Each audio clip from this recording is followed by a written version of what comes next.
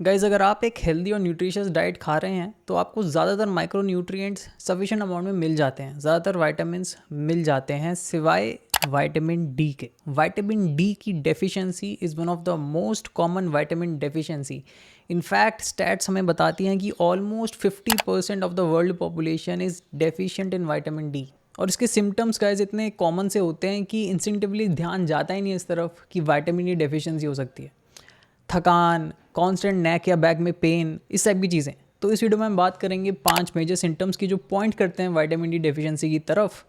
मेरे को एक्चुअली 2018 में विटामिन डी डेफिशिएंसी हो गई थी और उस वक्त ज़िंदगी में बहुत तकलीफ़ हुई थी। पूरे टाइम मुझे नेक में साइड से लेके मिड बैक तक एक पेन रहता था। मुझे लगता था ये थकान से है या बैड पोस्चर से है। और जब तक ये पता चला कि विटामिन डी डेफिशिएंसी थी तब तक मेरे 25,000 रुपये ठुक चुके थे ऑल्टरनेटिव ट्रीटमेंट्स में बैक पेन के लिए। सो आई हैव बिन देयर और मैं नहीं चाहता जो गलतियाँ मैंने की हैं वो गलतियाँ आप दोहराओ। मैं ऑलमोस्ट अपने हर क्लाइंट को विटामिन डी सप्लीमेंटेशन रिकमेंड करता हूँ और कोई विटामिन रिकमेंड नहीं करता, विटामिन डी सप्लीमेंटेशन ज़रूर रिकमेंड करता हूँ। ऐसा क्यों, ये भी जानेंगे इस वीडियो में। एंड आई एम श्योर कि आप में से कई लोग विटामिन डी डेफिशिएंट होंगे जो ये वीडियो देख रहे हैं, और हो सकता है आपको पता ना हो। एटलीस्ट 50% विटामिन डी डेफिशिएंट होंगे। These are just the numbers. और अगर आप विटामिन डी में डेफिशिएंट नहीं हैं तो भी हो सकता है कि आपके vitamin D levels optimal range में ना हो। अगर आप एक स्ट्रेंथ ट्रेनी हैं, वेट लिफ्टिंग करते हैं, जिम जाते हैं, तो आपको ऑप्टिमल विटामिन डी लेवल्स रखना काफ़ी फ़ायदेमंद रहेगा आपकी बोन डेंसिटी के लिए, इंजरी रेजिस्टेंस के लिए, आपके इम्यून फंक्शन के लिए, आपकी न्यूरोमस्कुलर फंक्शनिंग के लिए, आपके टेस्टोस्टेरोन प्रोडक्शन के लिए भी सब में इंपॉर्टेंट रोल है विटामिन डी का। तो विटामिन डी से जुड़ी सभी बातें इस वीडियो में डिस्कस करेंगे, मेजर सिम्टम्स, और अगर सप्लीमेंट करना है तो क्या सप्लीमेंट बेस्ट रहेगा, किस डोसेज में, किस टाइम पे लेना चाहिए, एवरीथिंग जानने के लिए देखते रहिए वीडियो गाइज एंड तक। गाइज, विटामिन डी को सनशाइन विटामिन भी कहा जाता है। ऐसा इसलिए क्योंकि आज तक हमारे लिए इसका प्राइमरी सोर्स रहा है सूरज। हमारी स्किन नेचुरली विटामिन डी बना सकती है when it is expose to UV rays, और सन रेज में यूवी रेज होती हैं। फूड्स के ज़रिए हमें मेजॉरिटी विटामिन डी नहीं आता है क्योंकि फूड्स में ये बहुत कम अमाउंट्स में होता है, एक्सेप्ट कॉड लिवर ऑयल, और थोड़ा बहुत डिसेंट अमाउंट में फैटी फिशेस में भी होता है जैसे कि salmon and trout. But most people, ज़्यादातर लोग ना ही इतना cod liver oil daily basis पे कंज्यूम करते हैं इन अ प्रैक्टिकल डाइट, ना ही इतनी फैटी फिशेस खाते हैं। इट इज़ सेफ टू से ज़्यादातर लोग अपनी डाइट से विटामिन डी नहीं लेंगे, और इसीलिए विटामिन डी की डेफिशिएंसी बहुत कॉमन है गाइस, क्योंकि डाइट में इनफ किसी को नहीं मिल रहा है। और आज की मॉडर्न लाइफस्टाइल में हम सन एक्सपोजर में भी इतना टाइम नहीं बिताते हैं। ज़्यादातर काम हमारा इंडोर्स रहता है, चाहे हम वर्क फ्रॉम होम कर रहे हों, ऑफिस में काम कर रहे हों, या फिर चाहे इंटरटेनमेंट भी हो, तो हम आजकल इंडोर्स ही रहते हैं। आपको विटामिन डी डेफिशिएंसी है या नहीं, ऑफ कोर्स इसका सबसे श्योर तरीका है कि आप एक कंप्लीट ब्लड टेस्ट कराएं जिसमें सारे विटामिन्स और मिनरल्स के लेवल्स आ जाएंगे। अगर आपके विटामिन डी के लेवल्स 20 mg/ml से कम हैं तो आप डेफिशिएंट हुए। एटलीस्ट 20 mg/ml आपके विटामिन डी लेवल्स होने चाहिए as a bare minimum for your health, your bone health and your wellbeing. अगर आपके विटामिन डी लेवल्स 12 mg/ml से भी कम हैं तो आप एक सेवियर डेफिशिएंसी में होंगे विटामिन डी की। आई हैव सीन केसेस जहाँ पे लोगों के विटामिन डी लेवल्स 5 mg/ml के करीब भी रहे हैं और सिम्टम्स बड़े सेवियर होते हैं उस केसेस में।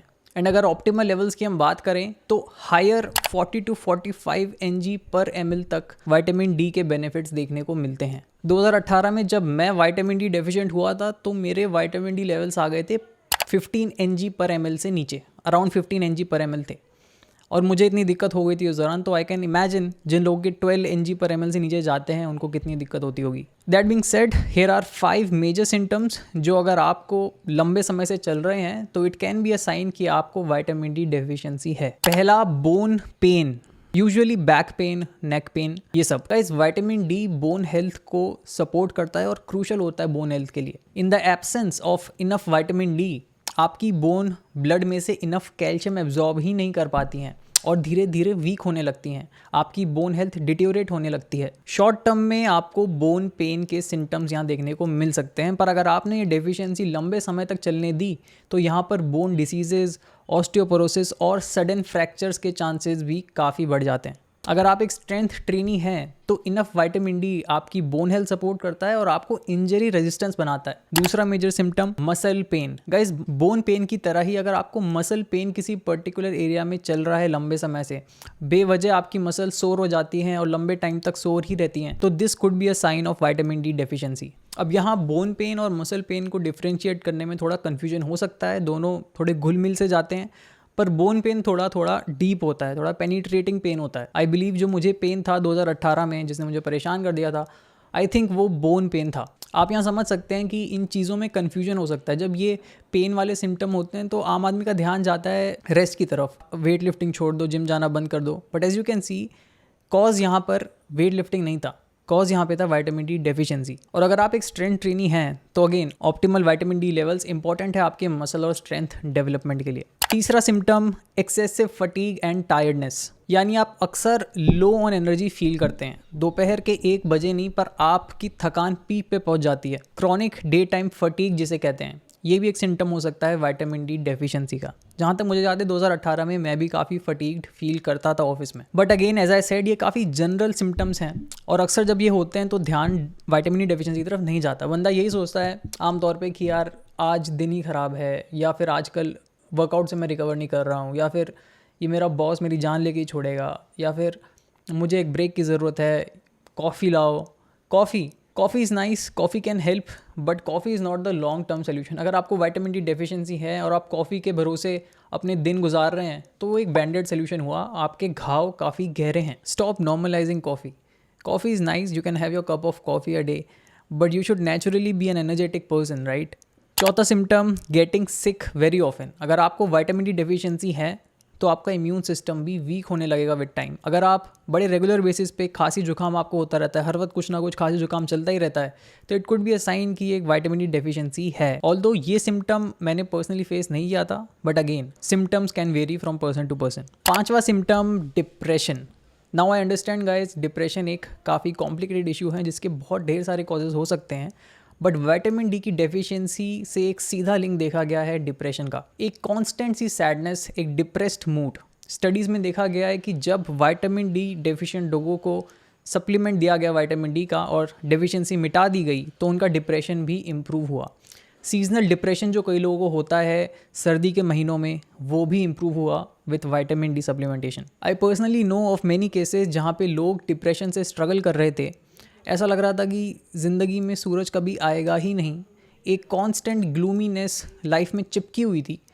उन लोगों ने जब विटामिन डी सप्लीमेंटेशन किया और डेफिशिएंसी मिटाई तो एक मानो इंटरनल सूरज निकल के आया हो। सडनली लाइफ में से वो अनरीजनेबल ग्लूमीनेस जो बिना वजह हमेशा छाई रहती थी वो हट गई। और इसका रीज़न गाइस हो सकता है कि विटामिन डी एक इकलौता विटामिन है जो कि विटामिन के साथ साथ एक हार्मोन भी है, and it plays a very important role in secretion of neurotransmitters. आपके ब्रेन में जो न्यूरोट्रांसमीटर्स रिलीज होते हैं, सेरोटोनिन और dopamine, which are important for your mental wellbeing. इसके अलावा और जो सिम्टम्स होते हैं, कई ढेर सारे सिम्टम्स होते हैं, यहाँ मैंने बस 5 सबसे कॉमन और मेजर सिम्टम्स डिस्कस किए, बट अदर नोटेबल मेंशंस, अगर आप विटामिन डी डेफिशिएंट हैं तो आपके टेस्टोस्टेरोन लेवल्स भी ऑप्टिमल नहीं होंगे, टेस्टोस्टेरोन लो हो जाएगा, आपकी स्लीप क्वालिटी भी नेगेटिवली अफेक्ट होगी, मेंटल वेलबींग और मूड के लिए ज़रूरी है और आपके कॉग्निटिव फंक्शन के लिए भी ज़रूरी है, यानी आपके फोकस और concentration levels both inside the gym and outside the gym. अच्छी हेयर हेल्थ के लिए ज़रूरी है। हो सकता है आपका एक्सेस हेयर फॉल हो रहा हो, ये भी एक सिम्टम है विटामिन डी डेफिशिएंसी का। हमारी बॉडी के हर सेल पे विटामिन डी का रिसेप्टर होता है guys, which is one reason कि विटामिन डी की डेफिशिएंसी से इतने सारे सिस्टम्स एक साथ नेगेटिवली अफेक्ट होते हैं। अब बात करते हैं कि आपको क्या सप्लीमेंटेशन स्ट्रेटेजी रखनी चाहिए अपने विटामिन डी के ऑप्टिमल लेवल्स मेंटेन करने के लिए। देखिए guys, for most people in most cases, चाहे आप जो भी हैं, चाहे आप जहाँ भी हैं, विटामिन डी सप्लीमेंटेशन आपकी लाइफ क्वालिटी, हेल्थ और फिटनेस के लिए पॉजिटिवली ही कंट्रीब्यूट करेगा, क्योंकि जैसा हमने समझा डाइट में इनफ होता नहीं है। और अगर आप केवल सन एक्सपोजर से अपनी विटामिन डी नीड्स मीट करना चाहते हैं, विच कुड बी ग्रेट, अगर आप कर सकते हैं तो definitely do that, it's amazing. But then आपको रोज़ 15 to 30 minutes at least full body sun exposure चाहिए होगा। बट अगेन यहाँ भी काफ़ी सारे फैक्टर्स इन्वॉल्व हैं, जैसे कि आपकी स्किन का कलर। अगर आप एक डार्क स्किन पर्सन है तो आपको ज़्यादा टाइम बिताना पड़ेगा सन में, 5 से 10 गुना ज़्यादा टाइम बिताना पड़ सकता है डिपेंडिंग ऑन आपकी कितनी डार्क स्किन है। और इसके अलावा प्रॉपर सन एक्सपोजर, इस पर भी डिपेंड करेगा कि क्या सीज़न चल रहा है, आपकी जोग्राफिकल लोकेशन क्या है, इक्वेटर से आप कितना पास हैं, दिन के किस टाइम पे आप सन एक्सपोजर ले रहे हैं। और ध्यान दीजिएगा, मैंने कहा फुल बॉडी सन एक्सपोजर चाहिए, यानी कि आपके हाथ, पैर, चेस्ट, बैक ये एक्सपोज होना चाहिए सन की तरफ। ऐसा नहीं कि आप शर्ट पैंट में बाहर जा रहे हैं, उसमें सन एक्सपोजर नहीं मिलेगा। सनस्क्रीन नहीं लगाई होनी चाहिए आपकी बॉडी पे। विंडो ग्लासेस कार के या घर के बीच में नहीं आने चाहिए आपके और सन के, क्योंकि वो यूवी रेडिएशंस एब्जॉर्ब कर लेते हैं।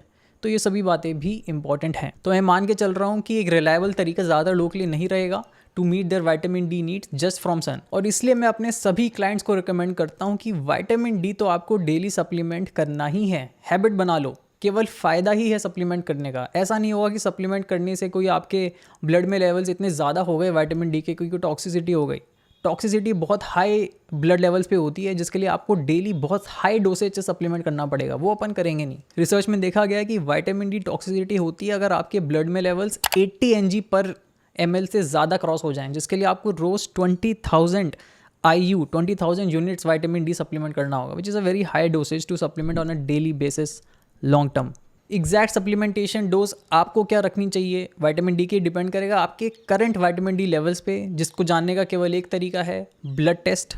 और उसके बाद अपने डॉक्टर से सलाह मशवरा करें to figure out your supplementation protocol. But मैं यहाँ पे कुछ जनरल गाइडलाइन दे रहा हूँ जो कुछ लोगों को हेल्प करेंगी to find out a direction for themselves. अगर आप ऑलरेडी एक ऑप्टिमल रेंज के करीब हैं विटामिन डी लेवल्स में, तो आप डेली 2000 IU का विटामिन D3 सप्लीमेंट कर सकते हैं। यही मैं अपने क्लाइंट्स को रिकमेंड करता हूँ on a daily basis. You can not go wrong with this. अगर ब्लड टेस्ट के बाद आप विटामिन डी डेफिशिएंट आते हैं तो ऑफ कोर्स अपने डॉक्टर से कंसल्ट कीजिएगा, क्योंकि डिपेंड करेगा कितनी गहरी डेफिशिएंसी है आपकी, उस हिसाब से आपको सप्लीमेंट करना होगा। मैं जब डेफिशिएंट हुआ था, मेरे 15 mg/ml लेवल्स आए थे और मैंने सप्लीमेंट किया था 60,000 IU वाली टैबलेट, जो किसी भी दवाई की दुकान पे मिल जाती है।